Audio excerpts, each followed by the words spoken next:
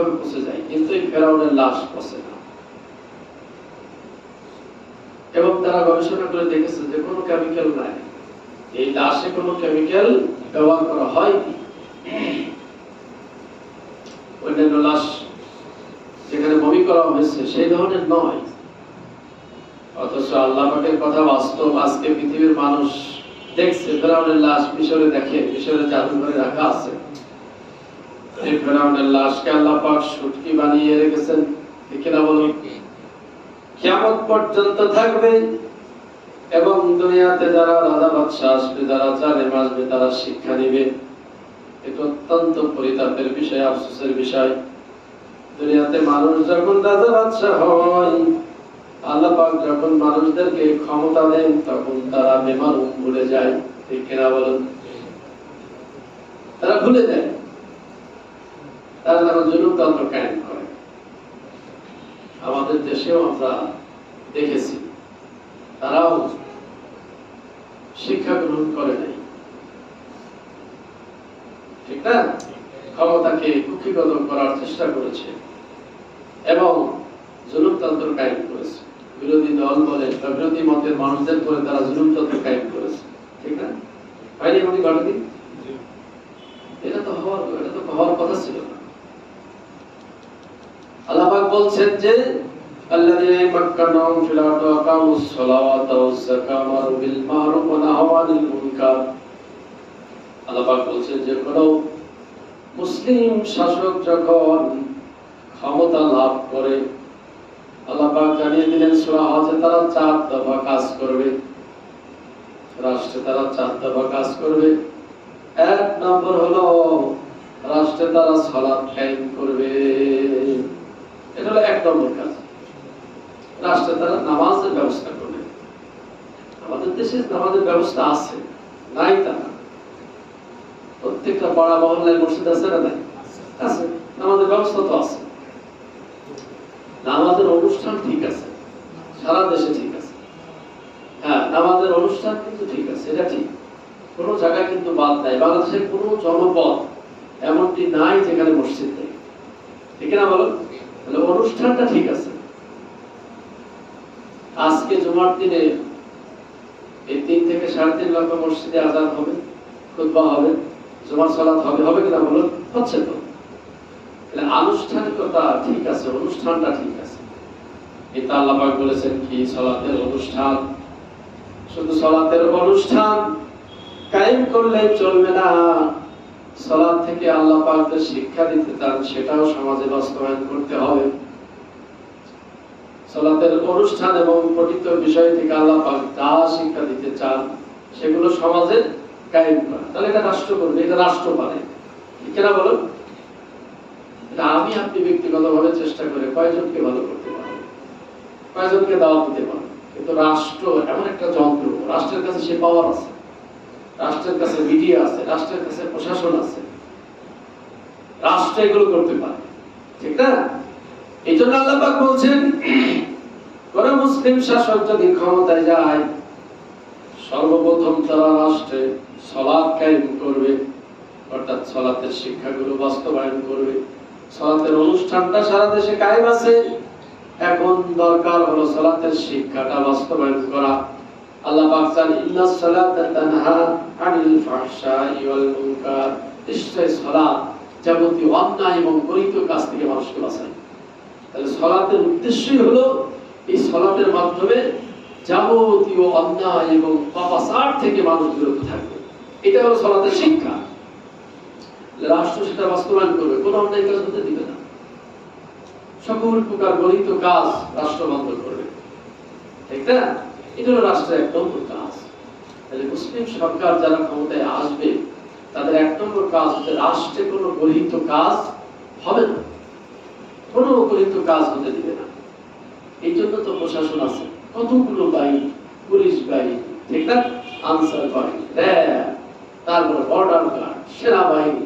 এর সেনাবাহিনীর ভিতরে আবার 3টা ভাগ আছে, বিমান বাহিনী, ঠিক না? সেনাবাহিনী, বিমান বাহিনী, আর একটা কি নৌবাহিনী। এই যে কতগুলো বাহিনী, কেন এই বাহিনীগুলো কেন? ঠিক আছে, এই বাহিনীগুলো কাজ হলো রাষ্ট্রের আইন শৃঙ্খলা তারা কি করবে? ঠিকঠাক রাখবে, ঠিক না? আর সরকার এটাকে হ্যান্ডেলিং করবে। সরকার হলো ড্রাইভার। ড্রাইভার যেমন গাড়ি সুন্দরভাবে ড্রাইভ করে নিয়ে যায়, তদ্রূপ একটা সরকার সারা বাংলাদেশের জনগণ তাদেরকে পাঠাবে সংসদে, একটা সরকার গঠন করবে, তারা কি করবে? ড্রাইভ করবে, ঠিক না? এই রাষ্ট্রটাকে ড্রাইভ করবে, অর্থাৎ রাষ্ট্রযন্ত্র সুন্দর সুচারুরূপে পরিচালনা করে নিয়ে যাবে। এটা হলো সরকারের কাজ, ঠিক না বলো? কিন্তু আমরা কি দেখি, রাষ্ট্র যারা পরিচালনা করবে, এই ড্রাইভার যদি সঠিক না হয়, গাড়ি কি গন্তব্যস্থলে পৌঁছাবে? বলেন, অপ্রশিক্ষণ প্রাপ্ত অদক্ষ ড্রাইভার যদি বসে, তাহলে কি হবে? বোঝে নেবার যাত্রীদের অবস্থা ভালো হয়ে যাবে, গাড়ি খাদে চলে যাবে যদি অদক্ষ ড্রাইভার হয়। কয়েকদিন আগে আমি ঢাকা থেকে আসছি, ছড়ে বসেছি হানিফে, না হানিফে সম্ভবত গাড়িটা দেশ ট্রাভেলস।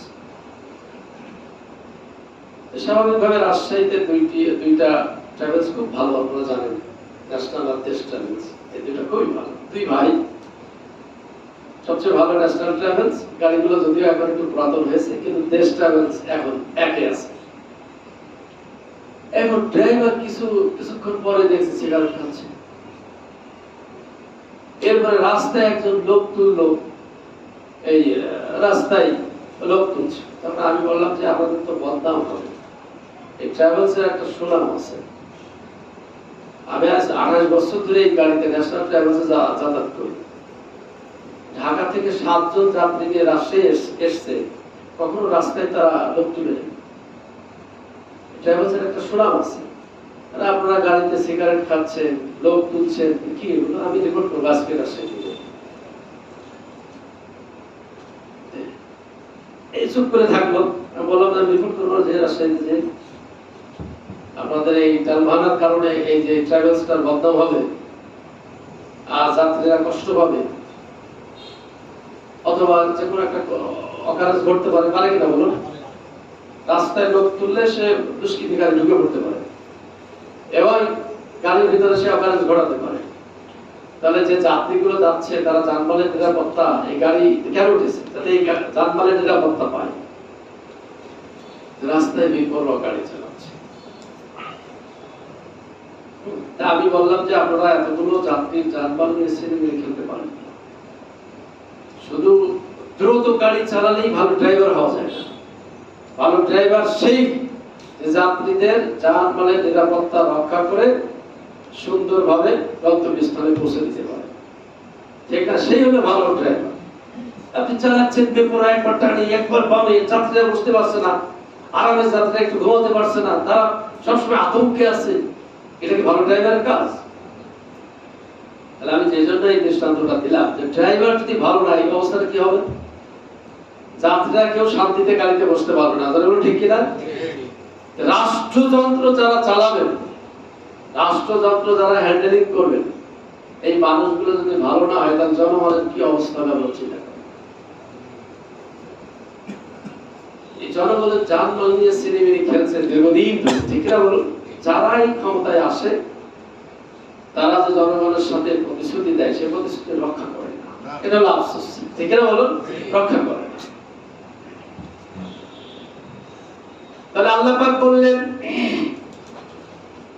যদি কোন মুসলিম সরকার তারা যদি রাষ্ট্র পরিচালনা করার দায়িত্ব পায়, তাহলে তাদের 1 নম্বর কাজ হবে রাষ্ট্রের সালাত কায়েম করা, বাস্তবায়ন করা। যাবতীয় অন্যায় এবং গরিত কাজ থেকে তারা এই সমাজকে বাঁচাবে, এই সমাজকে তারা রক্ষা করবে। এটা রাষ্ট্রের 1 নম্বর কাজ। বলুন ঠিক কিনা? 2 নম্বর হলো ওয়াতাউজ যাকাত, যাকাত ভিত্তিক অর্থনীতি রাষ্ট্রে কায়েম করবে। অর্থাৎ এই রাষ্ট্রে কোনো অর্থনৈতিক সমস্যা থাকবে না, দারিদ্রতা থাকবে না। যারা দরিদ্র মানুষ, অসহায় মানুষ, তাদের খাদ্যের সংস্থান করবে, তাদের পুনর্বাসনের ব্যবস্থা করবে রাষ্ট্র, ঠিক কিনা বলুন? এটা হলো 2 নম্বর কাজ। অবকাঠামো পরে তৈরি করে, আগে কি খাদ্যের ব্যবস্থা করতে হবে। 1 নম্বর রাষ্ট্রের সালাত কায়েমের মাধ্যমে রাষ্ট্রের যাবতীয় অন্যায় গরিত কাজ বন্ধ করতে হবে। 2 নম্বর হলো মানুষের খাদ্যের ব্যবস্থা আগে করতে হবে। 3 নম্বর হলো ওয়ামারু বিল মারুফ। আল্লাহ পাক বললেন সকলেই ভালো কাজের আদেশ করবে, নির্দেশ দিবে। রাষ্ট্রপতি থেকে শুরু করে একবার ইউনিয়ন কাউন্সিলের মেম্বার পর্যন্ত সকলেই ভালো কাজ করবেন এবং ভালো কাজের নির্দেশনা দিবে। এটা হলো রাষ্ট্রের 3 নম্বর কাজ। আর 4 নম্বর কাজ হলো নাহওয়ানিল মুনকার, সমস্ত অন্যায় এবং গরিত কাজ থেকে মানুষকে বাধা দিবে, মানুষকে ফেরাবে। এটা হলো 4 নম্বর কাজ। এই 4টি কাজ যদি রাষ্ট্রে বাস্তবায়ন হয়, ওই রাষ্ট্রটা হবে জান্নাতি রাষ্ট্র। ঠিক কিনা বলো? চুরি ডাকাতি থাকবে না, বদমাইশি থাকবে না, ছিনতাই থাকবে না, মারামারি থাকবে না, কাটাকাটি থাকবে না। ঠিক কিনা বলো? কারণ রাষ্ট্রটাকে তখন আমানত মনে করবে, এটাকে আমানত মনে করবে। আর এখন রাষ্ট্রটাকে ভোগের যন্ত্র মনে করে। এটা কি? ভোগের যন্ত্র। ক্ষমতাটাকে মনে করে এটা ভোগের একটা ব্যাপার স্যাপার, ভোগের একটা যন্ত্র, যার কারণে প্রতিযোগিতা, ক্ষমতা আর প্রতিযোগিতা। ঠিক না? নেতা হওয়ার প্রতিযোগিতা। কারণ এটাকে ভোগের যন্ত্র মনে করছে। এটা যদি মনে করতো না আমার দায়িত্ব, এটা আমানত, রাষ্ট্রটা আমার নিকট আমানত, রাষ্ট্রীয় দায়িত্ব সঠিকভাবে পালন করতে না পারলে আদালতে আখিরাতে জবাব দিতে হবে। ঠিক কিনা বলুন ভাইরা?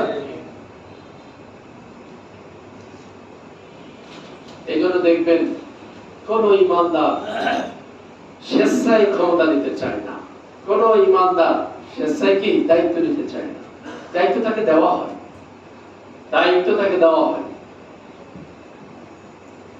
এই জন্য ইসলামের নিয়ম হলো কেউ প্রার্থী হতে পারবে না, কেউ প্রার্থী হতে তাকে দায়িত্ব দেওয়া হবে। ইসলামী যে দল থাকবে বা ইসলামী যে সংগঠন থাকবে তারা দায়িত্ব দিবে। আর দায়িত্ব যদি আসে সে দায়িত্ব পালন করতে কি বাধ্য হবে। কিন্তু কেউ ক্যান্ডিডেট হতে পারবে না যে আমি দায়িত্ব নিব। তবে একটা বিষয় কোরআন কারিমে পাওয়া যায়, সেটা হলো কারোর যদি এক্সট্রা কোনো যোগ্যতা থাকে সে বলতে পারে যে এই বিষয়ে আমি বিশেষজ্ঞ, এই বিষয়ে আমাকে দায়িত্ব দিলে আমি সঠিকভাবে দায়িত্ব পালন করতে পারবো। এটা কোরআন কারিমে পাওয়া যায়। যে ইউসুফ আলাইহিস সালাম বলেছিলেন, ইউসুফ আলাইহিস সালাম যখন মিশরের রাষ্ট্রপতি অর্থাৎ যখন প্রথমে তো অর্থমন্ত্রী হয়েছেন, তিনি খুব ভালো করে জানতেন। কারণ স্বপ্নের ব্যাখ্যা যখন তিনি করলেন, মিশরের বাদশা যখন স্বপ্ন দেখলো যে আগামী, সে স্বপ্ন দেখেছে কি 7টা মোটা তাজা গরুকে 7টা জীর্ণ শীর্ণ গরু খেয়ে ফেলছে, 7টা তরুতাজা শীষকে 7টা দুর্বল শীষ খেয়ে ফেলছে। মিশরের বাদশা যখন এই স্বপ্ন দেখলো, সে অবাক হয়ে গেল, স্তম্ভিত হলো। কেন স্বপ্ন দেখলাম? স্বপ্নের ব্যাখ্যাকারদেরকে ডাকলো, বিভিন্নদের বিভিন্ন বক্তব্য দিল। কেউ বললো যে এটা ফলস স্বপ্ন, বাতিল স্বপ্ন। কিন্তু আজিজ মিশরের মন ভরে না, তার দুশ্চিন্তা দূর হয় না। এই সংবাদ যখন চতুর্দিকে ছড়িয়ে পড়লো, ইউসুফ আলাইহিস সালাম তখন জেলখানায়। ইউসুফ আলাইহিস সালাম তখন এই স্বপ্নের কথা শুনে বললেন, আমি এর ব্যাখ্যা পারি, ব্যাখ্যা করে দিব। 2 জন ব্যক্তি জেলখানা থেকে তারা মুক্ত হলো। তাদের সাথে ইউসুফ আলাইহিস সালামের ঘনিষ্ঠতা তৈরি হয়েছিল। ইউসুফ আলাইহিস সালাম বললেন, তোমরা যে বাদশার দরবারে বলো আমি এই স্বপ্নের ব্যাখ্যা করে দিব। কিন্তু বাদশার দরবারে যে এই বৃত্ত বা গোলাম ভুলে গেছে ইউসুফ আলাইহিস সালামের কথা। ইউসুফ আলাইহিস সালাম দীর্ঘদিন প্রায় 7 বছর থেকে 10 বছর জেল কাটলেন বিনা অপরাধে। 10 বছর পরে এই বৃত্তের মনে হয়েছে ইউসুফের সাথে তার ভালো সম্পর্ক ছিল জেলখানায়। ইউসুফ বলেছিলেন এই স্বপ্নের ব্যাখ্যা আমি করে দিব। এইবার সে ব্যক্তি আজিজ মিশরকে বলল, বাদশা মশাই, আমি একজন ভালো ব্যক্তির সন্ধান জানি, আমাকে যদি অনুমতি দেন তাহলে আমি তার কাছে যেতে পারি, স্বপ্নের ব্যাখ্যা সে করে দিবে। আল্লাহর নবীর কাছে যখন আসলেন, আল্লাহ নবী বললেন, স্বপ্নের ব্যাখ্যা করে দিলেন, আগামী 7 বছর কোনো বৃষ্টি হবে না, আকাশ থেকে কোনো বৃষ্টি হবে না, দারিদ্রতা দেখা দেবে, দুর্ভিক্ষ দেখা দেবে না। প্রথম 7 বছরে প্রচুর বৃষ্টি হবে, ফল ফসলে একবারে ভরে যাবে। আর পরের 7 বছরে কোনো বৃষ্টি হবে না, দুর্ভিক্ষ দেখা দিবে, সারা দুনিয়াতে দুর্ভিক্ষ দেখা দিবে। এই স্বপ্নের ব্যাখ্যা যখন করে দিলেন, আজ বিষয় শুনে সে আশ্চর্যজনিত হয়। সে বলল, না ঠিক, এই স্বপ্ন। এরপরে ইউসুফ আলাইহিস সালামকে যখন অনেক ঘটনা, আমি যেহেতু মূল আলোচনায় যেতেই পারবো না, ওইদিকে যদি আলোচনা করি, ইউসুফ আলাইহিস সালামকে শেষ পর্যন্ত অনেক ঘটনার পরে যখন নিয়ে আসা হলো রাজ দরবারে, অনেক সম্মানের সাথে তিনি আসলেন, তাকে সম্মান দেওয়া হলো। তখন ইউসুফ আলাইহিস সালাম বলেছিলেন যে আমাকে দায়িত্ব দেন, এই দায়িত্বটা আমাকে দেন, আমি সুন্দরভাবে হ্যান্ডেল করতে পারবো।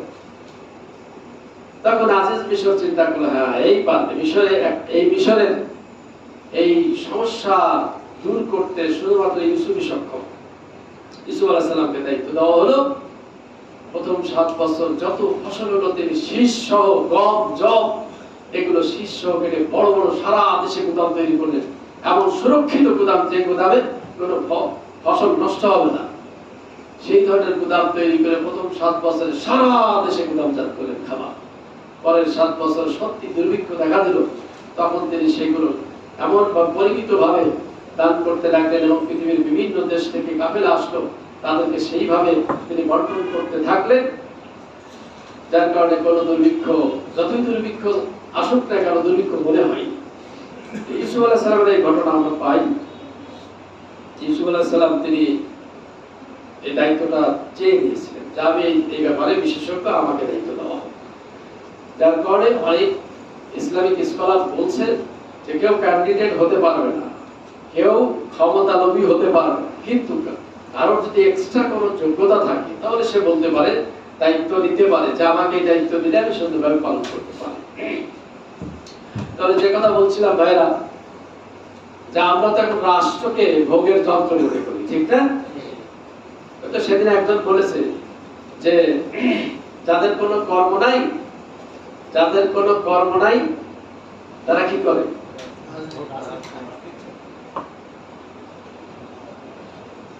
এই অবস্থা যদি হয় তাহলে বেকায়দা অবস্থা, ঠিক না বলুন? এই জন্য কর্মসংস্থানের ব্যবস্থা করতে হবে। প্রত্যেকটা দলের উচিত তার কর্মী বাহিনীকে কর্মসংস্থানের ব্যবস্থা করে চাকরি দেওয়া বা সে কর্মে লাগিয়ে দেওয়া, তাহলে এরা রাষ্ট্রকে ভোগের যন্ত্র মনে করবে না, ঠিক না বলুন? এটা আমাদের দাবি থাকলো। বড় বড় যেগুলো দল আছে, বিএনপি সহ আরো যে সমস্ত দল আছে, আমাদের দাবি হলো যে কর্মসংস্থানের ব্যবস্থা তৈরি করা এবং কর্মী বাহিনীকে কি করা, কাজে লাগিয়ে দেওয়া। তাহলে তারা রাষ্ট্রের সম্পদ আর চুরি করবে, আত্মসাৎ করবে, ঠিক না বলুন? প্রত্যেকটা দলের জন্য আমাদের পক্ষ থেকে, এই মসজিদের পক্ষ থেকে আবেদন থাকবে। সম্মানিত ভাইরা, এখন যেটা বলছিলাম যে আল্লাহ পাক এই যে ফেরাউন হলো সে জুলুমতন্ত্র কায়েম করেছিল। আমরা গতদিনের আলোচনায় শুনেছি যে যারাই জুলুমতন্ত্র কায়েম করবে আল্লাহ তাদেরকে কি করবে? ধ্বংস করবে। তাহলে ধ্বংস হওয়ার একটা মূল কারণ হলো জুলুমতন্ত্র কায়েম করা। পৃথিবীতে যারা স্বৈরাচার হবে, যারা জুলুমতন্ত্র কায়েম করবে, আল্লাহ তাদেরকে ধ্বংস করবে। ঠিক আছে না নাই?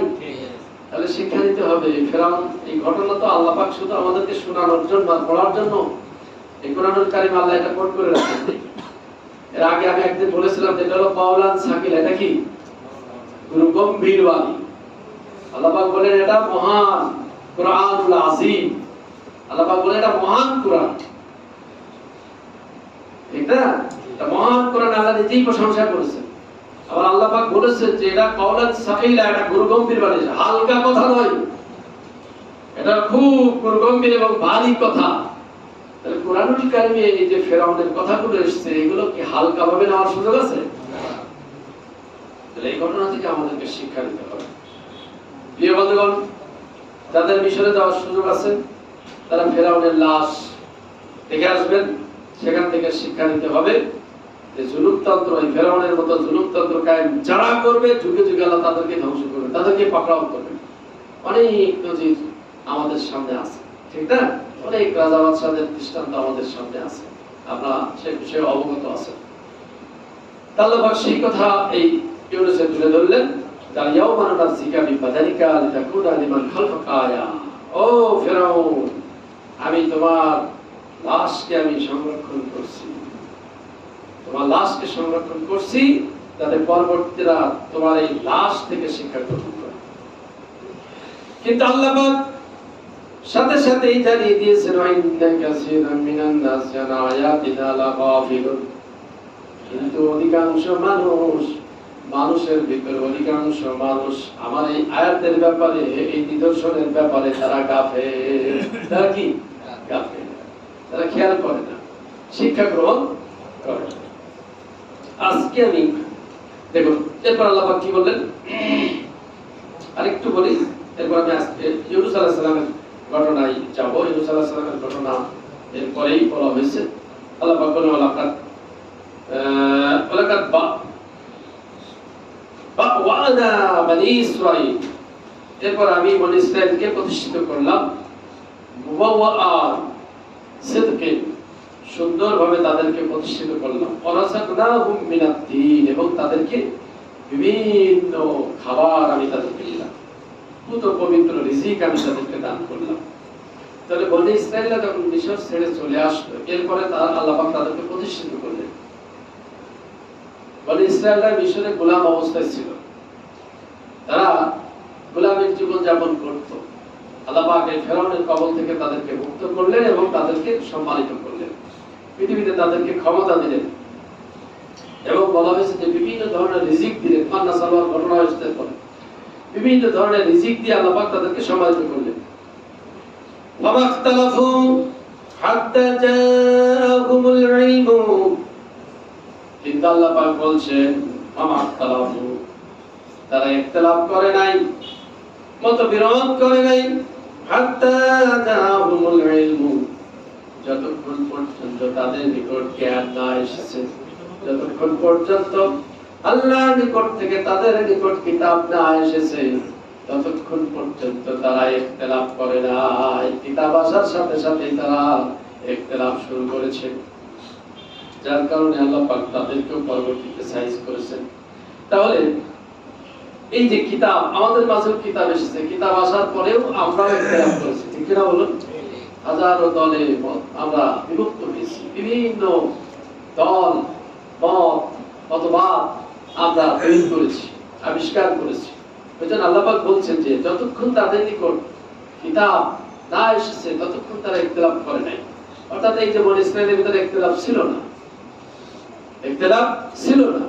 কিন্তু যখন মুসা আলাইহিস সালাম মিশর ছেড়ে চলে আসলেন, এরপর যখন আল্লাহ পাক তাওরাত কিতাব দিলেন, তখন তারা কি করলো? ইখতিলাফ শুরু করলো। বিভিন্ন ভাবে তারা ইখতিলাফ করেছে, দল তৈরি করেছে। ইন্না রাব্বাকা ইয়াকযী বাইনাহুম, আল্লাহ পাক বললেন নিশ্চয়ই তোমার রব ইয়াকযী বাইনাহুম, তাদের মাঝে তিনি বিচার করে দিবেন। ইয়াউমাল কিয়ামাহ, কিয়ামতের দিন তিনি তাদের মাঝে ফয়সালা করবেন। বিমা কানু ফীহি ইয়াখতালিফুন, যে বিষয়ে তারা ইখতিলাফ করত, যে বিষয়ে তারা ইখতিলাফ করত, আল্লাহ পাক বলছেন যে কিয়ামতের দিন তিনি তাদের মাঝে কি করবেন? ফয়সালা করে দিবেন। ফাইন কুনতা ফী শাক্কিন, এবার রাসূলকে বলা হচ্ছে, রাসূল তুমি যদি সন্দেহ থাকো, মিম্মা আনজালনা ইলাইকা, আমি তোমার নিকট যে কিতাব নাযিল করেছি, এই কিতাবের ব্যাপারে যদি তুমি সন্দেহ পোষণ করে থাকো, তোমার মনে যদি সন্দেহ থাকে, আল্লাহ পাক বলছেন ফাসালিল্লাযিনা ইয়াকরাউনাল কিতাবা মিন ক্বাবলিকা, তাহলে তোমার পূর্বে যাদেরকে কিতাব দেওয়া হয়েছিল তাদেরকে তুমি জিজ্ঞাসা করতে পারো। লাকাদ জাআকাল হাক্কু মির রাব্বিকা, আল্লাহ পাক বলছেন তোমার রবের পক্ষ থেকে অবশ্যই অবশ্যই সত্য এসেছে। ফালা তাকুনান্না মিনাল মুমতারিন, অতএব তুমি কোরআনের ব্যাপারে সন্দেহ পোষণ করো না। আল্লাহ পাক এই কথা কার ব্যাপারে বলছেন? রাসূলকে বলছেন। রাসূলকে বলছেন যে যদি আমি যে কিতাব নাযিল করেছি, কিতাবের ব্যাপারে যদি কোনো ধরনের তোমার মনে সন্দেহ সংশয় জেগে থাকে, তাহলে পূর্ববর্তী যাদেরকে কিতাব দেওয়া হয়েছিল তাদের কাছে তুমি প্রশ্ন করো, জিজ্ঞাসা করো। আর আল্লাহ পাক দৃঢ়তার সাথে বলছেন অবশ্যই তোমার রবের পক্ষ থেকে কিতাব এসেছে। এটা কোনো মানুষ এটা বানায়নি, কোনো জিনের পক্ষ থেকে আসে নাই, এটা তোমার রবের পক্ষ থেকে ঐশী বাণী। ফালা তাকুনান্না মিনাল মুমতারিন, অতএব সন্দেহ পোষণকারীদের অন্তর্ভুক্ত হলো না। তাহলে কোরআনুল কারীমের ব্যাপারে সন্দেহ পোষণ করা যাবে না। বলেন কোন ধরনের সন্দেহ পোষণ করা? আমি বিভিন্ন যুক্তি দিতে পারি, দলিল দিতে পারি, দলিল দিয়ে আপনাদেরকে বোঝানো যেতে পারে, যুক্তি দিয়ে বোঝানো যেতে পারে, কিন্তু সমস্ত দলিল এবং যুক্তির ঊর্ধ্বে উঠে এটি যে ঐশী বাণী, আল্লাহ পাকের বাণী, এটা বিশ্বাস করতে হবে। ঠিক না বলো? এজন্য আল্লাহ পাক রাসূলকে বলে জানিয়ে দিলেন ফালা তাকুনান্না মিনাল মুমতারিন। কোরআন কারিমে কয়েক জায়গায় এসেছে যে কোনো অবস্থাতেই এই কোরআনের ব্যাপারে সন্দেহ পোষণ করবে না। এই কোরআনের যে দৃষ্টান্ত আগের কথা বললেন ফেরাউনের ঘটনার সাথে এটা সম্পৃক্ত। এই যে কোরআনের ঘটনা আল্লাহ পাক বর্ণনা করছেন, রাসূলকে বলছেন সন্দেহ করো না। এই ঘটনা কাল্পনিক নয়, এই ঘটনা শুধু মুখরোচক ঘটনা নয়। এই যে আমি ঘটনা তোমার কাছে বলছি, বর্ণনা করছি, এই ব্যাপারে যদি সন্দেহ থাকে তাহলে জিজ্ঞাসা করা হলে কিতাবদেরকে, ওই সময় যাদেরকে কিতাব দেওয়া হয়েছিল সেই তাদেরকে জিজ্ঞাসা করো।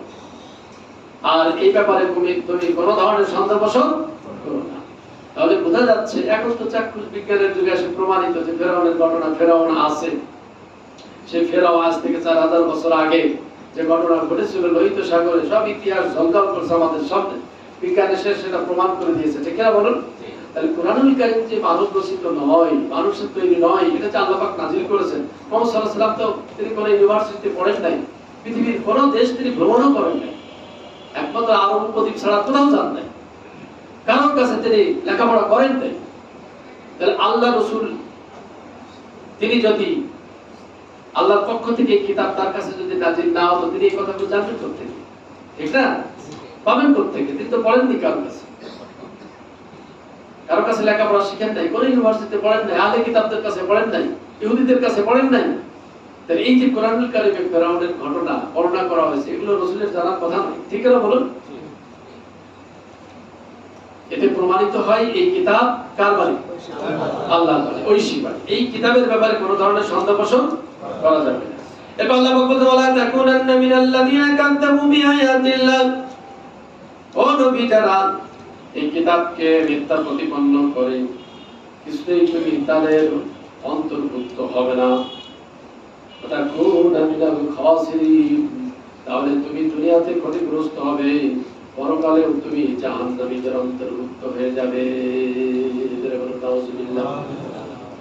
তাহলে যারা কোরআনকে মিথ্যা প্রতিপন্ন করে, কোরআনকে যারা মানে না, শরীয়ত আইন যারা মানে না, শরীয়ত আইনের বিপক্ষে যারা অবস্থান নেয়, তারা কোরআনুল কারীমের বিপক্ষে অবস্থান। যারা বলে ঠিক কিনা? শরীয়ত আইন মানে তো কোরআনে নাই, এর আগেও আমি বলেছি।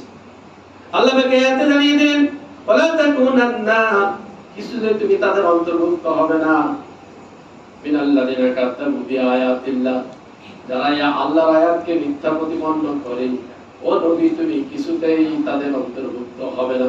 যদি হও ফাতাকুনা মিনাল খাসিরিন, যদি তাদের অন্তর্ভুক্ত হও, যদি তুমি তাদের দলভুক্ত হও, যদি তুমি তাদেরকে সমর্থন করো, তাহলে দুনিয়া এবং আখিরাতে চরমভাবে ক্ষতিগ্রস্ত হবে।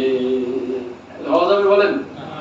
যারা কোরআনকে মিথ্যা প্রতিপন্ন করে, কোরআনের আইন মানে না, কোরআনের বিপক্ষে অবস্থান নাই, তাদের অন্তর্ভুক্ত হওয়া হবে? অন্তর্ভুক্ত হওয়া যাবে না, ঈমান থাকবে না, দুনিয়াতেও শেষ, পরকালেও শেষ। এই কথা কি আমি বলছি না আল্লাহ পাক বলছেন? আপনারা সূরা ইউনূসের ভাষায় যে মিলাই দিবেন সবগুলো, ফাতাকুনা মিনাল খাসিরিন, অবশ্যই তুমি ক্ষতিগ্রস্তদের অন্তর্ভুক্ত হয়ে যাবে। এবার আল্লাহ পাক বলেন ইন্নাল্লাযিনা হাক্কাত আলাইহিম কালিমাতু রাব্বিকা, নিশ্চয় যারা হাক্কাত আলাইহিম কালিমাতু রাব্বিকা, তোমার রবের কথা যাদের উপরে সত্য হয়েছে, লা ইউমিনুন, আল্লাহ পাক বলছেন তারা কিছুতেই ঈমান আনবে না। তোমার রবের কথা সত্য, যাদের উপরে তোমার রবের বাণী সত্য প্রমাণিত হয়েছে, তারা ঈমান আনবে। অর্থাৎ এই ফেরাউন এবং তার গোষ্ঠীর কথা বলা হয়েছে, এবং আবু জাহেল তার গোষ্ঠীর কথা বলা হচ্ছে যে এই কোয়ালিটির মানুষ যারা, এই শ্রেণীর মানুষ যারা, তারা কখনো ঈমান আনবে না। এখনো আবু জাহেল কোয়ালিটির মানুষ আছে না নাই? ফেরাউন কোয়ালিটির মানুষ নাই? বেশি, ঠিক না? তখন তো এত তথ্য প্রযুক্তির যুগ ছিল না, এত যোগাযোগের ব্যবস্থা তখন ছিল না। তখন এক দেশ থেকে আরেক দেশে যোগাযোগ করতে অনেক কষ্ট হতো, ঠিক না? আর এখন তো মুহূর্তের ভিতরে সবকিছু করা যায়।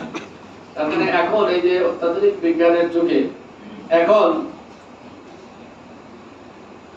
অন্যায় করা খুব সহজ। সহজ ঠিক না বলুন? খুব সহজ। ভালো কাজ করাও সহজ, অন্যায় করাটাও সহজ। মুহূর্তের ভিতরে প্রচার করে দেওয়াটাও সহজ।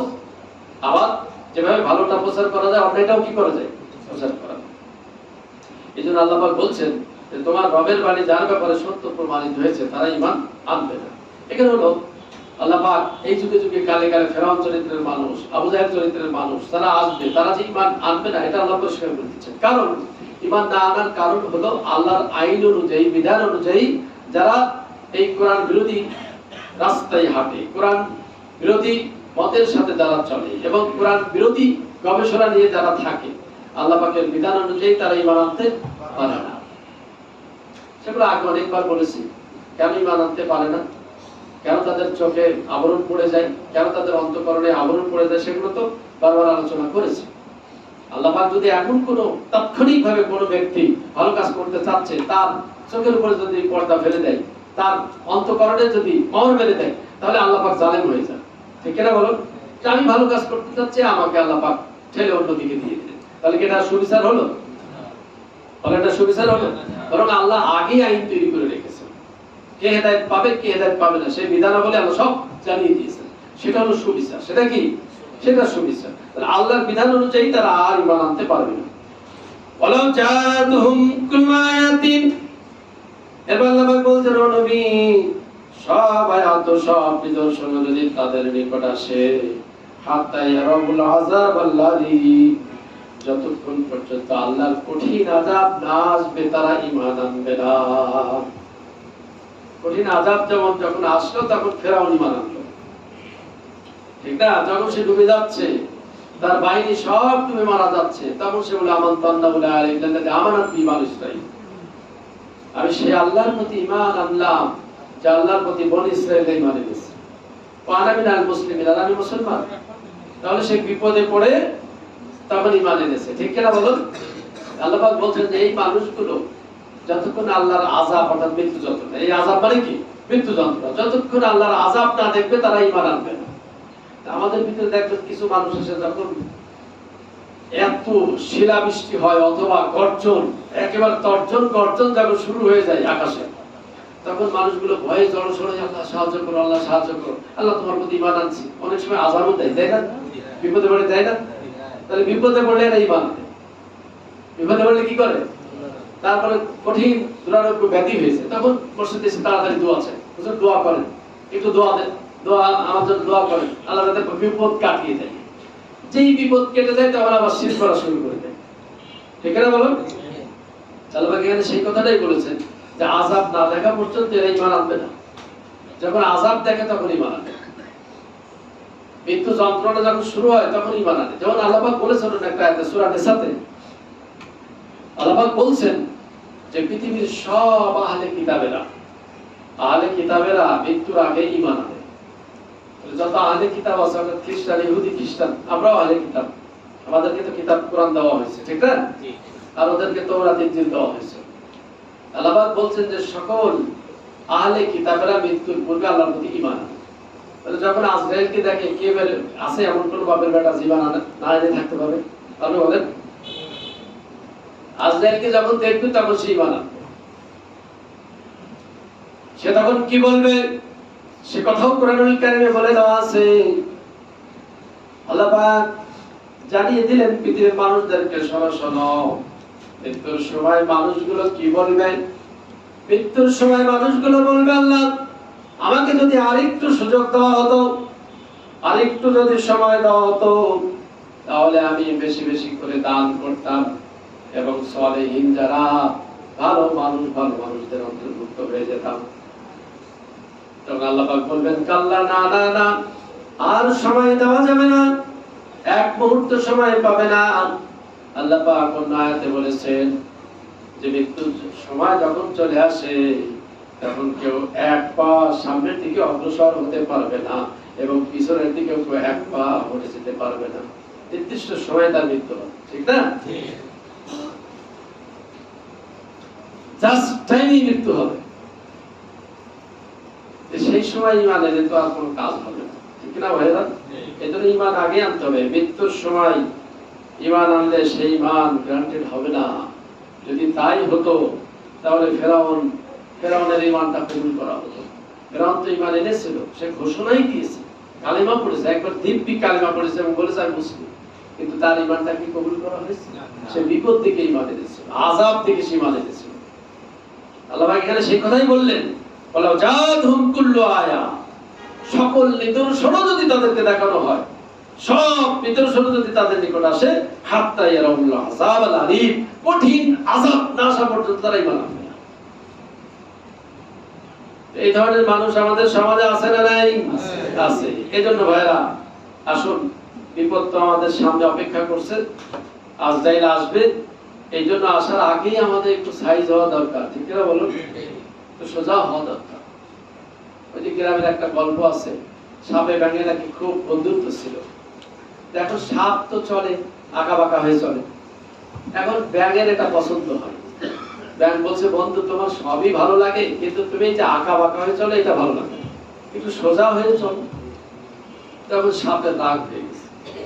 সাপ বলছে, বেটা তোমাকে এত ভালোবাসে আর তুমি আমার বদনাম করছো, তোকে খাবো। তখন সাপ যেই ব্যাঙকে ধরতে গেছে, ব্যাঙ লাফ দিয়েছে বাড়িতে। ওই দিক দিয়ে একজন রাখাল যাচ্ছিল, দেখে সাপ, তখন সাপকে মেরে সোজা করে শুয়ে রেখেছে। এখন কিছুক্ষণ পরে ব্যাঙ উঠে এসে বলছে, বন্ধু সাপ ঠিকই হলে, কিন্তু মরার পরে তো আগে যদি সাপ হয়ে যেতে তাহলে এই দুর্দশা হতো।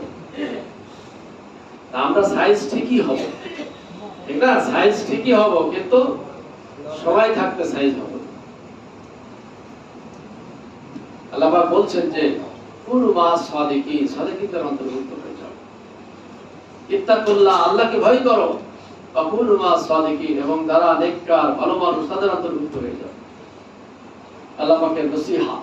তাহলে আমরা ভালো মানুষদের অন্তর্ভুক্ত হব তো ইনশাআল্লাহ। আল্লাহ আমাদের সকলকে তৌফিক দান করুন। আমরা সকলেই বলছি আমিন। মুসা আলাইহিস সালামের ঘটনায় প্রতিষ্ঠ। এবার আমরা আসুন ইউনূস আলাইহিস সালামের সেই ঘটনা আল্লাহ পাক তুলে ধরেছেন, আমরা একটু আলোচনা করি।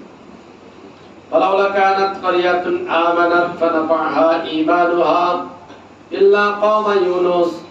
আল্লাহ পাক বলছেন, কেন সেই জনপদের মতো মানুষ হলো না যে জনপদ ঈমান এনেছিল, আল্লাহর প্রতি বিশ্বাস করেছিল, এবং যে ঈমানের কারণে তাদের বালা মুসিবত দূর হয়েছিল, তারা উপকৃত হয়েছিল। সেটা হলো কওমে ইউনূস। কোন গোত্র? কওমে ইউনূস। আমার ভাই ইউনূস আলাইহিস সালামের গোত্রের কথা আল্লাহ পাক এখানে তুলে ধরেছেন। ইউনূস আলাইহিস সালাম যখন গোত্র থেকে চলে গেলেন, তার গোত্রের লোকেরা মনে করলো আল্লাহ নবী আমাদেরকে ছেড়ে চলে গেছেন, নিঃসন্দেহে আমাদের উপরে গজব আসবে। গোটা জাতির লোকেরা এবার তারা বাড়ি ঘর ত্যাগ করে ময়দানে গেল। ময়দানে যাওয়ার পরে ঈমান আনলো, মাকে বাচ্চা থেকে আলাদা করা হলো, এবং গাভী গরুকে দুধের বাছুর থেকে মাকে আলাদা করা হলো। এইভাবে সবাই যখন একত্রিত হয়ে কান্নাকাটি শুরু করলো, আল্লাহর প্রতি ঈমান আনলো, আল্লাহ পাক বলছেন, কেন পৃথিবীর মানুষগুলো ওই জাতির মতো ঈমান আনলো না? ইউনূস আলাইহিস সালামের জাতি যেভাবে ঈমান এনেছিল, তারা যদি ঈমান আনতো তাহলে অবশ্যই তাদের উপর থেকে বালা মুসিবত তুলে নেওয়া হতো। এইভাবে যখন তারা ঈমান আনলেন, আল্লাহ পাকের গজব আল্লাহ পাক তুলে নিলেন, আযাব উঠে গেল। আল্লাহ পাক বলছেন, লাম্মা আমানু, যখন তারা ঈমান আনলো, কাশাফনা আনহুম আযাবাল খিজি ফিল হায়াতিদ দুনিয়া, দুনিয়ার জীবনের নিকৃষ্ট আযাব আমি তাদের থেকে তুলে নিলাম। বলুন সুবহানাল্লাহ। ওয়া মাত্তা'নাহুম ইলা হিন, এবং নির্দিষ্ট একটা সময় পর্যন্ত আমি দুনিয়াতে তাদের উপভোগ করার তৌফিক দান করলাম। ওয়ালাউ শাআ রাব্বুকা লাআমানা মান ফিল আরদি কুল্লুহুম জামিআ। এরপর আল্লাহ পাক বলছেন, আমি ইউনূস আলাইহিস সালামের আরেকটু আলোচনা করি। সূরা সাফফাতে আল্লাহ পাক বলছেন, দেখো কি ঘটনা ঘটেছিল। সাফফাত 23 পারাতে আল্লাহ পাক বলছেন ওয়াজান্নুন, ওই যে মাসওয়ালা ব্যক্তি ইযহাবা মুগাজিবা, যখন রাগান্বিত হয়ে তার গোত্র ছেড়ে চলে গেলেন। ইউনূস আলাইহিস সালাম তাদেরকে দাওয়াত দিলেন, বারবার যখন দাওয়াত দিলেন এই দাওয়াত তারা কবুল করলো না। শেষ পর্যন্ত আল্লাহর নবী বললেন যে তোমরা আল্লাহর দাওয়াত যদি কবুল না করো, যদি গ্রহণ না করো, তাহলে 3 দিনের ভিতর তোমাদের উপর আযাব আসবে। 3 দিনের ভিতরে আযাব আসবে। 3 দিন পর এরপর আল্লাহর নবী সে এলাকা ছেড়ে চলে গেলেন। সেই এলাকা ছেড়ে অন্যত্র গেলেন। তারপরে কি ঘটনা ঘটলো দেখুন, আল্লাহ পাক এখানে বলেছেন ওয়া ইন্না ইউনুস লামিনাল মুরসালিন, নিশ্চয় ইউনুস নবীদের অন্তর্ভুক্ত ছিল। ইযা বাকা ইলাল ফুলকিল মাশহুর, যখন তিনি রাগান্বিত হয়ে যখন এই যে ফুল অর্থাৎ নৌকায় বা জাহাজে যখন তিনি আরোহণ করলেন, ফাসাহামা ফাকানা মিনাল মুদহাজিন। এরপর আল্লাহ পাক বলছেন যে জাহাজে যখন তিনি উঠলেন, জাহাজটা কিছু দূর যাওয়ার পরে আর চলে না, থেমে গেল। তখন জাহাজের লোকজন মনে করলো এখানে কোনো একজন অপরাধী ব্যক্তি আছে, যে তার মনিবকে ফাঁকি দিয়ে চলে যাচ্ছে। এই কথা যখন ঘোষণা হয়ে গেল, আল্লাহ নবী বুঝতে পারলেন আমি তো সেই অপরাধী, আমি তো আমার মনিবকে ফাঁকি দিয়ে চলে যাচ্ছি। তখন আল্লাহ নবী বললেন আমি অপরাধী, আমার উপরে শাস্তি প্রয়োগ করো। কি শাস্তি তোমরা দিতে চাও? তারা বলল না না, তুমি তো ভালো মানুষ, ভদ্র মানুষ, তোমার পোশাক দেখে তোমার চেহারা সুরত দেখে মনে হচ্ছে অত্যন্ত ভদ্র মানুষ, অত্যন্ত ভালো মানুষ, তুমি গরিত অপরাধ করতে পারো না। আল্লাহর নবী যখন বারবার বললেন না না, আমি আমার মনিবকে ফাঁকি দিয়ে চলে যাচ্ছি, আমার মনিবের অনুমতি না দিয়ে আমি চলে যাচ্ছি। যখন কথা তারা শুনেই না, শেষ পর্যন্ত লটারি হলো। আল্লাহ পাক এখানে তুলে ধরলেন হাসানা ওয়াকানা মিনাল মুদহাজিন, লটারি করা হলো। লটারিতে পর পর 3 বার নাম উঠলো ইউনূস আলাইহিস সালামের, 3 বারে নাম উঠে গেল, ইউনূস আলাইহিস সালামের নাম উঠলো। তখন প্রমাণিত হলো যে ইউনূস আলাইহিস সালাম অপরাধী। তিনি নিজেই ঝাঁপ দিলেন। সাগরে ঝাঁপ দেওয়ার পরে কি হলো? ফালতাকামা আল হুতু ওয়া হুয়া মুলিম। আল্লাহ পাক বলেছেন সাগরে ঝাঁপ দেওয়ার সাথে সাথে এটা হুত বড় তিমি মাছ, যেটাকে পরবর্তীতে গবেষণা করে বলা হয়েছে টারজান মাছ। বড় একটি মাছ এসে আল্লাহর নবীকে ঘিরে ফেললো, ওয়া হুয়া মুলিম, এবং তিনি অপরাধী হয়ে গেলেন। ফালাউলা আন্নাহু কানা মিনাল মুসাব্বিহিন, এই যে মাছ তখন ঘিরে ফেলে কি করলো? গভীর সমুদ্রে চলে গেল। আর একটি সূরাতে বলা আছে গভীর সমুদ্রে যখন গেল, 3টি অন্ধকারের ভিতরে আল্লাহর নবী পড়ে গেলেন। একটা হলো রাতের অন্ধকার, আর একটা হলো মাছের পেটের অন্ধকার, আর একটা গভীর সমুদ্রে সূর্যের আলো পৌঁছায় না, গভীর সমুদ্রের অন্ধকার। 3টি অন্ধকারের ভিতরে পড়ে এবার তিনি পড়তে লাগলেন লা ইলাহা ইল্লা আনতা সুবহানাকা ইন্নী কুনতু মিনাজ জালিমিন। আল্লাহ তুমি ছাড়া কোনো ইলাহ নাই, আমি তো জালিমদের অন্তর্ভুক্ত হয়ে গেছি। আল্লাহ পাক বলেন ফালাউলা আন্নাহু কানা মিনাল মুসাব্বিহিন। এইভাবে ইউনূস যদি তাসবিহ পাঠ না করত, এইভাবে যদি আমার প্রশংসা না করত, লালাবিসা ফি বাতনিহি ইলা ইয়াউমি ইউবাসুন, তাহলে কিয়ামত পর্যন্ত এই মাছের পেটেই তাকে থাকা লাগতো। কতদিন? আল্লাহ বলেন কিয়ামত পর্যন্ত তাকে মাছের পেটেই থাকতে হতো। এটা আল্লাহ পাক বলেন ফাতাযাবনাহু বিল আরাই ওয়া হুয়া সাকিম। একদিন নয়, 2 দিন নয়, এইভাবে 40 দিন তিনি মাছের পেটে কাটালেন। 40 দিন মাছ থেকে হজম করতে পারে নাই, শেষ পর্যন্ত বমি করে দিল। ইউনূস আলাইহিস সালামকে বিল আরা, অনুর্বর একটা জায়গা যেখানে কোনো ফসল হয় না, ওয়া হুয়া সাকিম। সেই সময় ইউনূস আলাইহিস সালাম খুব তিনি অসুস্থ ছিলেন, ক্লান্ত ছিলেন। ওয়াবাদনা আলাইহি শাজরাতাম মিন ইয়াকতিন। আল্লাহ পাক বলেন তখন কি করলাম? এত অসুস্থ আল্লাহর নবী, তার উপরে আমি একটা শাজরাতান মিন ইয়াকতিন, অর্থাৎ লাউ গাছ বা কুমড়া গাছ এই ধরনের একটা গাছ তার উপরে আমি তৈরি করে দিলাম, তার ছায়াতে আল্লাহ নবী ইউনূস আলাইহিস সালাম তিনি কাতর অবস্থায় তিনি ওখানে পড়ে থাকলেন। এইভাবে আল্লাহ পাক বলছেন যে আমি তাকে সুস্থ করলাম।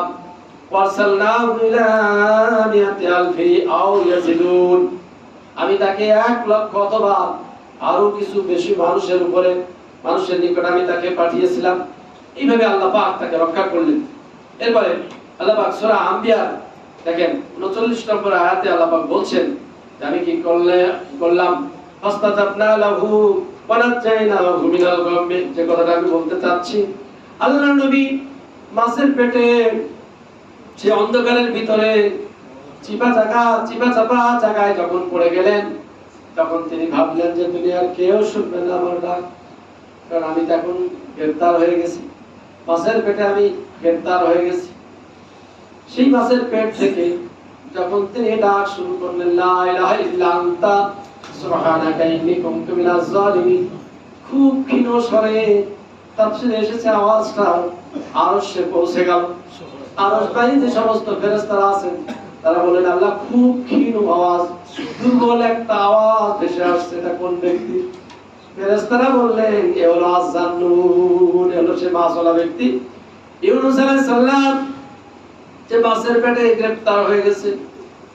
আল্লাহ পাক বললেন, যুগে যুগে কালে কালে যারা আমার প্রশংসা আদায় করবে, আমার নিকট যারা সারেন্ডার করবে, আত্মসমর্পণ করবে, আল্লাহ পাক বলছেন ফাস্তাজাবনা লাহু ওয়া নাজাইনাহু মিনাল গাম্মি ওয়া কাযালিকা নুনজিল মুমিনিন। আল্লাহ পাক বলেন আমি তার ডাকে সাড়া দিলাম। ক্ষীণ আওয়াজে যখন ডাকলেন, আল্লাহর আরশ পর্যন্ত ডাক পৌঁছে গেল। আল্লাহ পাক বললেন আমি তার ডাকে সাড়া দিলাম এবং এই মুসিবত বিপদ থেকে তাকে উদ্ধার করলাম। আর আমার দায়িত্ব যারা মুমিন, যারা ঈমানদার, যুগে যুগে কালে কালে তাদেরকে রক্ষা করা। এই হলো মূল শিক্ষা, যারা ঈমানদার হবে আর তাদের রক্ষাকারী কে? আল্লাহ। ঈমানদারদের ভয়ের কোনো কারণ নাই। আল্লাহ পাক বলেছে ওয়ালা তাহজানু ওয়াবশিরু বিল জান্নাতিল্লাতী কুনতুম তুআদুন। আল্লাহ পাক বলছেন যে সুসংবাদ গ্রহণ করো, তোমরা দুশ্চিন্তা করো না, আর সুসংবাদ গ্রহণ করো সেই জান্নাতের যার তলদেশ দিয়ে নহর জারি থাকবে। সম্মানিত ভাইরা, যেহেতু সময় দিন ছোট হয়ে গেছে, আমরা আলোচনাটা 25-এর ভিতরেই শেষ করে দেবো ইনশাআল্লাহ। তাহলে যে কথা আমি বলতে চাচ্ছি, আল্লাহ পাক বললেন ওয়াকানা হাক্কান আলাইনা নাসরুল মুমিনিন, তোমরা যদি মুমিন হও তাহলে আমার সাহায্য করা ওয়াজিব, আমি সাহায্য করব। ঠিক না? মুমিনদের সাহায্য করা আল্লাহর দায়িত্ব, এজন্য মুমিন হতে হবে। কোন কালে কোন যুগে মুমিন ঈমানদারেরা পরাজিত হয় নাই, ঠিক কিনা বলুন ভাইরা? ঈমানদারদের সাহায্য করা আল্লাহর দায়িত্ব। এখনো যদি আমরা ঈমানদার হতে পারি তাহলে আল্লাহর সাহায্য পাবো কিনা বলুন ভাইরা? মুমিন মুসিবত যখন বিপদে পড়ে যখন আল্লাহকে ডাকে, সেই ডাকে সাড়া দিবেন কে? আল্লাহ। যারা বলেন কে সাড়া দিবেন? আল্লাহ। আল্লাহ পাক সাড়া দিবেন। সম্মানিত ভাইরা, আল্লাহ পাক বলেছেন, দেখো আরেকটা আয়াত আমি কালকেই আয়াতটা একজনকে লিখে দিলাম, মানে বিপদ মুসিবতে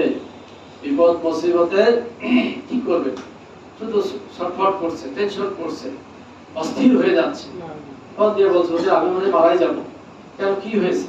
বলছে এত অসহ্য যন্ত্রণা, ছেলের যন্ত্রণা, জামাইয়ের যন্ত্রণা, মেয়ের যন্ত্রণা সইতে পারি না, আমি মনে হয় টেনশনে শেষ হয়ে যাব। আল্লাহ পাক কোরআনুল কারীমে বলেছেন, যত নিয়ামত আল্লাহ পাক দান করেছেন, যত নিয়ামত আমরা দেখছি, ফামিনাল্লাহ, এগুলো কার পক্ষ থেকে? আল্লাহর পক্ষ থেকে। অতএব যখন তোমাদের বিপদ মুসিবত আসবে, ফামাসসাহুমুদ দুররু, যখন তোমাদেরকে কোনো বিপদ মুসিবত স্পর্শ করে, আল্লাহ পাক বলেন ফাইলাইহি তাজআলুন, তার নিকটেই তোমরা সাহায্য চাও, তার নিকটেই কামনা প্রার্থনা করো, তার নিকটেই তোমরা ক্ষমা চাও। তাহলে বিপদ মুসিবত বালা আসলে কার নিকট সাহায্য চাইতে হবে? আল্লাহ পাক বলে দিয়েছেন যে যত নিয়ামত আমি দান করেছি এগুলো সব তো আল্লাহর পক্ষ থেকে এসেছে। যত নিয়ামত দেখছেন সব আল্লাহর পক্ষ থেকে। এখন যদি কোনো বিপদ মুসিবত তোমাদেরকে স্পর্শ করে, বিপদ মুসিবতে যদি আপতিত হও, ফাইলাইহি তাজআলুন, অতএব তার নিকটে তোমরা কি করো? সাহায্য প্রার্থনা করো, তার নিকটে সাহায্য প্রার্থনা করো। তাহলে মুমিনের কাজ হবে আল্লাহর নিকট সাহায্য প্রার্থনা করা, ঠিক না বলুন? শুধুমাত্র আল্লাহর উপরে ভরসা করা। আল্লাহ পাক বলেছেন ফাতাওয়াক্কাল আলাল্লাহ, আল্লাহর উপরে ভরসা করো। আর মুমিন আল্লাহর কাছে সাহায্য চাইবে। আর আল্লাহর দায়িত্ব হলো আকানা হাক্কান আলাইনা নাসরুল, তোমরা যদি মুমিন হও তাহলে আমি আল্লাহর সাহায্য করা আল্লাহর জন্য ওয়াজিব হয়ে যায়।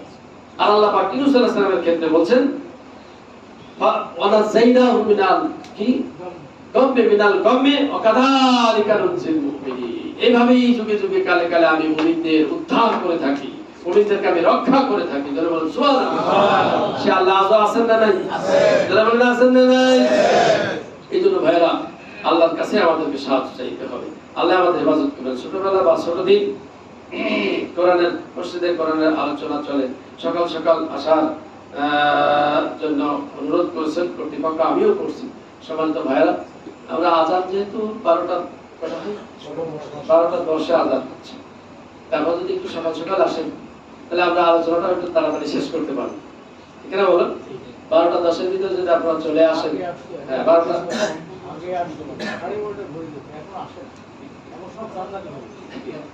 দেখো, আগে আমি দেখেছি, প্রথম দিকেও দেখেছি যে আজানের আগে আগে অনেকেই চলে আসতেন, এখন সেই অবস্থা দেখা যাচ্ছে। প্রিয় বন্ধুগণ, এজন্য আপনারা একটু তাড়াতাড়ি আসবেন, আমরা তাড়াতাড়ি আলোচনা শেষ করবো ইনশাআল্লাহ। কোরআনুল কারীমের আলোচনা আমরা ধারাবাহিক আলোচনা যেহেতু করছি, আমাদেরকে এই যে ধারাবাহিক আলোচনাগুলো আসছে এগুলো করতে হচ্ছে। আমি যদি আলোচনাগুলো না করি তাহলে অসমাপ্ত থাকবে, ঠিক না?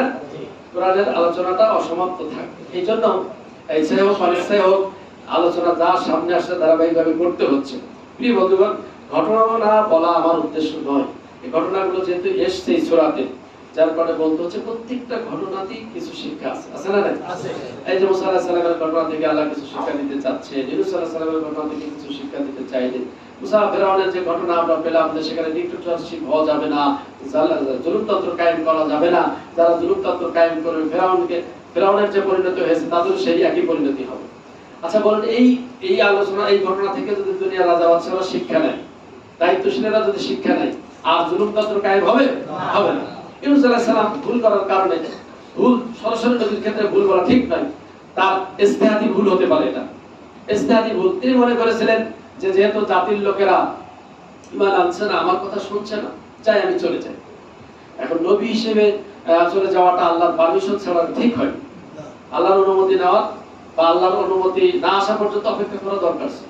তিনি চলে গেছেন, যার কারণে আল্লাহ পাক তার একটা শিক্ষা দিলেন। জাতির কিয়ামত পর্যন্ত যত মানুষ আসবে তাদের মাঝে শিক্ষা দেওয়ার জন্য ঘটনা দিলেন। ইউনূস আলাইহিস সালাম বিপদে পড়লেন, আর মানুষের দায়িত্ব বিপদে পড়লেই কার কাছে সাহায্য চাওয়া?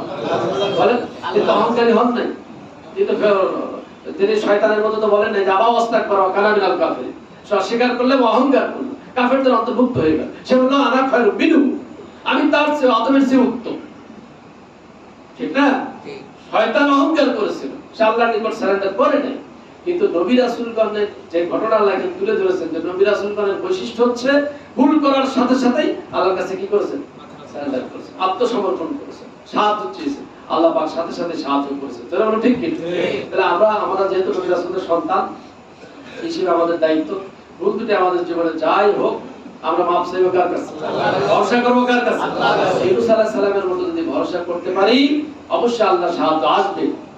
আর এই যে আমরা যারা বাঙালি বা বাংলাদেশী, আমরা যদি ওই জাতির মতো ইউনূস আলাইহিস সালামের সেই গোত্রের মতো যদি পুরা জাতি আমরা মাপ চাইতে পারি, আল্লাহর প্রতি ঈমান আনতে পারি, আল্লাহ পাক আযাব গজব সব তুলে দিবেন, ঠিক কি না? আল্লাহ আমাদের সকলকে কবুল করুন, আমিন। আসসালামু আলাইকুম ওয়া রাহমাতুল্লাহ। যারা সুন্নাত পড়েন